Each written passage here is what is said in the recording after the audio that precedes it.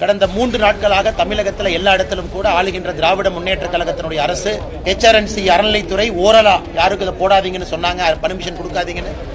காவல்துறை ரிட்டன்ல அனுமதி இல்லை என்று பல இடத்துல ரிஜெக்ட் பண்ணிட்டாங்க. ஒரு ராணுவ சட்டம் இருந்தால் எப்படி இருக்குமோ அது போன்ற தமிழ்நாட்டில் ஒரு நிகழ்வு நடந்து கொண்டிருந்தது. எதற்கு திமுக அந்த வேலையில் இறங்கணும்? என்ன அவங்களுக்கு பிரச்சனை? யார் யாருக்கு தொந்தரவு பண்ணா? கோயிலுக்குள்ள நிகழ்வு நடக்குது, கோயிலுக்குள்ள LED ஸ்கிரீன் வைக்கிறாங்க, மக்களை கோவிலுக்கு அழைக்கிறாங்க, கோவிலில் அன்னதானம் போடுறாங்க. வெளியே இருக்கக்கூடிய யாருக்கும் எந்த பாதிப்பு இல்லை. எங்களை பொறுத்தவரை அனைத்து மதத்தையும் சமமாக பார்க்கின்றோம். ஆனால் திமுகவை பொறுத்த அப்படி அப்பீஸ்மெண்ட் பாலிடிக்ஸ். இதை மைனாரிட்டி சகோதரரே விரும்பல. ஆனா மாநில அரசு அவர்களை கவர்வதற்காக எதற்கு இந்த வேண்டாத வேலையை 3 நாட்களா செய்யறாங்க. திமுக அரசு இந்துக்களுக்கு எதிராக இருக்கக்கூடிய அரசு. இதே மாதிரி போச்சுன்னா திமுக தன்னுடைய வாக்கு அரசியலுக்காக எதை வேண்டுமானாலும் செய்ய துணிந்திருக்கின்றார்கள். இன்னைக்கு சுப்ரீம் கோர்ட்டும் ஹைகோர்ட்டும் மிக தெளிவாக சாட்டையடி தீர்ப்பு கொடுத்து தான் இதை நடத்த வேண்டிய நிர்பந்தத்திற்கு நாம் அனைவரும் தள்ளப்பட்டிருக்கிறோம். பத்திரிகை நண்பர்களுக்கு எங்களுடைய காலை வணக்கத்தை தெரிவித்துக் கொள்கின்றோம். நம்முடைய கோபாலபுரத்தில் வேணுகோபால் சுவாமி கோயிலில் மக்களுடைய அன்பை எல்லாம் ஏற்றுக்கொண்டு இங்கே வந்திருக்கின்றோம். குழந்தை ராமனுடைய பிராண பிரதிஷ்டை நிகழ்வை இங்கிருந்து பார்ப்பதற்காக. சகோதர சகோதரிகளே, கடந்த 3 நாட்களாக தமிழகத்தில் எல்லா இடத்திலும் கூட ஆளுகின்ற திராவிட முன்னேற்ற கழகத்தினுடைய அரசு குறிப்பாக இன்று நடக்கக்கூடிய பிராண பிரதிஷ்டை நிகழ்வை தடை செய்வதற்கு பல முயற்சிகள் எடுத்தார். HRNC அறநிலைத்துறை ஓரலா யாருக்கு இதை போடாதீங்கன்னு சொன்னாங்க, பர்மிஷன் கொடுக்காதீங்கன்னு. காவல்துறை ரிட்டன்ல அனுமதி இல்லை என்று பல இடத்துல ரிஜெக்ட் பண்ணிட்டாங்க. ஸோ மக்களுக்கு நேற்றிலிருந்து ஒரு மார்ஷியல் லா, ஒரு ராணுவ சட்டம் இருந்தால் எப்படி இருக்குமோ அது போன்ற தமிழ்நாட்டில் ஒரு நிகழ்வு நடந்து கொண்டிருந்தது. நேற்று நம்முடைய பாரதிய ஜனதா கட்சியின் சார்பாக நம்முடைய மாநில செயலாளர் சகோதரர் வினோஜ் பி செல்வம் அவர்கள் ஒரு எமர்ஜென்சி ரெட் பெட்டிஷனை நம்முடைய மாண்புமிகு உச்சநீதிமன்றத்திற்கு மூவ் பண்ணி எமர்ஜென்சி ஹியரிங் கேட்டிருந்தோம். அது இன்று காலை முதல் ஹியரிங்காக ஜஸ்டிஸ் சஞ்சீவ் கண்ணா அவர்களுடைய பெஞ்சுக்கு அது வந்திருந்ததுங்க. அதே நேரத்தில் குரூப் ஆஃப் பெட்டிஷனர்ஸ் நம்ம மெட்ராஸ் ஹைகோர்ட் சென்னை உயர்நீதிமன்றத்துக்கு போயிருந்தாங்க. அதுவும் கூட நீதிபதி ஆனந்த் வெங்கடேஷ் அவர்களுடைய சேம்பர்ல இன்னைக்கு காலையில் 10 மணிக்கு ஹியரிங் நடந்துச்சு. உச்சநீதிமன்றத்தினுடைய தீர்ப்பு மிக தெளிவு, உயர்நீதிமன்றத்தினுடைய தீர்ப்பு மிக தெளிவு. இன்று யாரும் யாரையும் தடை செய்ய முடியாது. அனைத்து இடத்திலும் கூட ராமபிரானுடைய இந்த நிகழ்வு, பிராண பிரதிஷ்டை நிகழ்வை மக்கள் கண்டு கழிக்கலாம். குறிப்பாக கோவில்கள், தனியார் கோவில்களுக்கு யாரும் அனுமதி பெற தேவையில்லை, அனுமதி கொடுப்பதற்கு யாருக்கும் அதிகாரம் இல்லை என்று மாண்புமிகு சென்னை உயர்நீதிமன்றம் மிக தெளிவாக தெரிவித்திருக்கின்றார். தனியார் கோவிலில் நடத்தக்கூடிய நிகழ்வு, தனியார் மண்டபத்தில் நடக்கக்கூடிய நிகழ்வு, பஜன்ஸ், பிரேயர், அதையெல்லாம் தாண்டி அன்னதானம் எதாக இருந்தாலும் கூட நீங்கள் செயல்படுத்தலாம். ஒருவேளை கூட்டம் அதிகமாக தனியார் கோவில், தனியார் மண்டபத்துக்கு மக்கள் வெளியே இருந்தாங்கன்னா காவல்துறை ரெகுலேட் பண்ணி, டிராபிக்கை ரெகுலேட் பண்ணி கொடுக்கணும் அப்படிங்கிற தீர்ப்பு மிக தெளிவாக இருக்கு.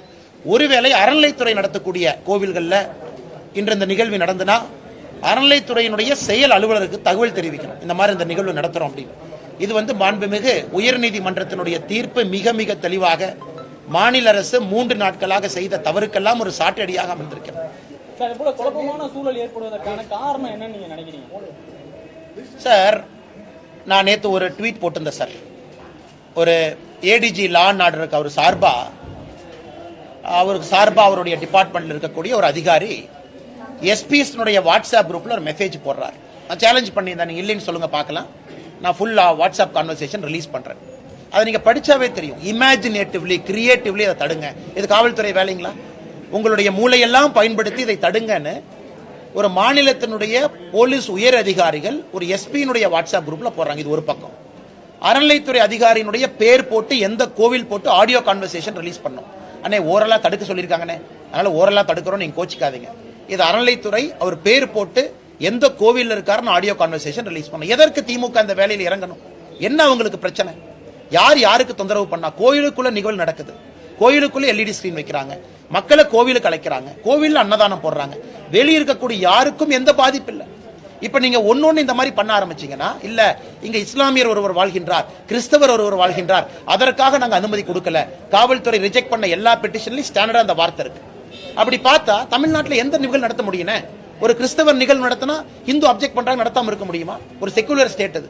இல்ல இஸ்லாமியர் ஒரு நிகழ்வு நடத்துறாங்க, நபிகள் நாயகம் நிகழ்வு நடத்துறாங்க, அப்ப ஹிந்து ஒருவர் இருக்கான்னு ரிஜெக்ட் பண்ண முடியுமா? அதனால எந்த எஜ்ஜுக்கு இந்த மைனாரிட்டி அப்பீஸ்மெண்ட் அரசு? எங்களை பொறுத்தவரை அனைத்து மதத்தையும் சமமாக பார்க்கின்றோம். ஆனால் திமுகவை பொறுத்த அப்படி அப்பீஸ்மெண்ட் பாலிடிக்ஸ். இதை மைனாரிட்டி சகோதரரே விரும்பல. இதை வந்து கிறிஸ்தவ சகோதர சகோதரிகள் விரும்பல, இஸ்லாமிய சகோதர சகோதரிகளே இதை விரும்பல. ஆனா மாநில அரசு அவர்களை கவர்வதற்காக எதற்கெந்த வேண்டாத வேலையை 3 நாட்களா செய்யறாங்க. அதனால் இதை வன்மையாக கண்டிக்கத்தக்கது மட்டுமல்ல. ஒரு இடத்துல குடும்ப விழா போட சேலத்துல பாத்தீங்கன்னா அந்த இளைஞர் அணி மாநாடு நடந்து கொண்டு இருக்கு. அதுக்கு அனுமதி இருக்கு, அதுக்கு டிராபிக் பிளாக் பண்றாங்க, 6500 போலீஸ் போட்டிருக்காங்க, லட்சக்கணக்கான மக்களுக்கு அசௌரியம் அங்க இருக்கு. ஆனா ஒரு கோயிலுக்குள்ள தனியா அமைதியா நடத்தக்கூட நிகழ்வுனால அசம்பாவிதம் ஏற்படும், அசௌரியம் ஏற்படும் உங்க பேன் பண்றாங்கன்னா நாம் புரிந்து கொள்ள வேண்டும், திமுக அரசு இந்துக்களுக்கு எதிராக இருக்கக்கூடிய அரசு. இதே மாதிரி போச்சுன்னா திமுக தன்னுடைய வாக்கு அரசியலுக்காக எதை வேண்டுமானாலும் செய்ய துணிந்திருக்கின்றார்கள். இன்னைக்கு சுப்ரீம் கோர்ட்டும் ஹைகோர்ட்டும் மிக தெளிவாக சாட்டையடி தீர்ப்பு கொடுத்து தான் இதை நடத்த வேண்டிய நிர்பந்தத்திற்கு நாம் அனைவரும் தள்ளப்பட்டிருக்கு. நம்ம ட்ரஸ்டி என்ன சொல்றேன்னா, நீங்க வேண்டாம், நீங்க அரசியல் கேள்வி கேட்கறீங்க, நான் அரசியல் கேள்வி சொல்றேன், அதனால வெளியே பார்க்கலாம். நிகழ்வு முடிச்சுட்டு நம்ம வெளியே பார்க்கலாம். ரொம்ப நன்றி, ரொம்ப நன்றி. போலீஸ்க்கு லெட்டர் கொடுத்திருக்காங்க ஏற்கனவே, நேற்று கொடுத்த கடிதத்தில் திடீர்னு எல்இடி வைக்கிறது அங்க பிரச்சனை ஆயிருக்கு. கரெக்டுங்கண்ணா. சார் இது வந்து அரசியல் இல்லை, இருந்தாலும் அந்த கேள்வி பிரைவேட் டெம்பிள் அண்ணே, இது வந்து உண்மைதான். அதாவது பிரைவேட் டெம்பிள்ல நீங்க எல்இடி வைக்க கூடாது, பிரைவேட் ஹால். ஆர்கனைசர்ஸ் வந்து ஒத்துக்கிட்டாங்க. அதன் பிறகு ஆர்கனைசர்ஸ் காவல்துறை கேட்கறாங்க, எந்த அதிகாரத்தில் நீங்க லெட்டர் கேட்கறீங்க, உங்களுக்கு என்ன லோக்கல் ஸ்டாண்ட் இருக்கு, என்ன சட்டம் பிரிவென்ட் பண்ணுது, அதற்கு காவல்துறையிட்ட பதில் இல்லை. அதாவது பிரைவேட் ஃபங்க்ஷன், பிரைவேட் டெம்பிள் அன்னைக்கு என்ன நீதிபதி ஜட்ஜ்மெண்ட் கொடுத்திருக்காங்களோ இதையே நேற்று நள்ளிரவு லேட் இரவுல ஆர்கனைசர்ஸ் கேட்டாங்க, சார் எந்த செக்ஷன் படி நீங்க எங்களை வைக்க கூடாதுன்னு சொல்றீங்க சொல்லுங்க.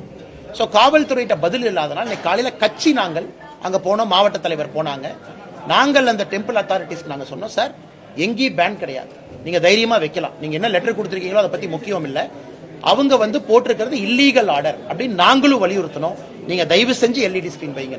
அதான் இன்னைக்கு காலையில் நடந்திருக்கக்கூடிய நிகழ்வு.